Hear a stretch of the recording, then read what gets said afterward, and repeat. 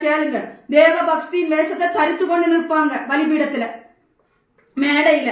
தேவ பக்தி நாங்க ஆண்டவருடைய ஆசீர்வாதமான வார்த்தைகள் தான் சொல்லுவாங்க. பிசாசு ஆண்டவருடைய ஆசீர்வாதத்தை சொல்லும். நீங்க ஆசீர்வாதமா இருப்பீங்கன்னு பிசாசுக்கு அந்த வசனம் தெரியும்.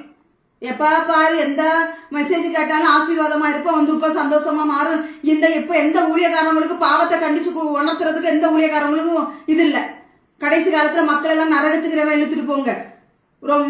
மக்கள் பாவத்தில் இருக்கிற மக்களை கண்டிச்சு பாவத்திலிருந்து வெளியில வாங்கன்னு சொல்லி உபதேசம் பண்ணுங்க.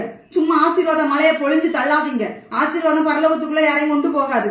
தேவ பக்தியின் வேஷத்தை தரித்து அதன் பலனை மருதருக்குள்ளாக இருப்பார்கள். இப்படிப்பட்டவர்களை நீ விட்டு விலகுன்னு சொல்லி வேதவசனம் சொல்லுகிறது. கடைசி காலத்துல இந்த மாதிரிப்பட்ட துரோகிகள் இந்த பூமியில வருவாங்க. துரோகிகள் எல்லாம் அதுல அழகா போட்டிருக்கு.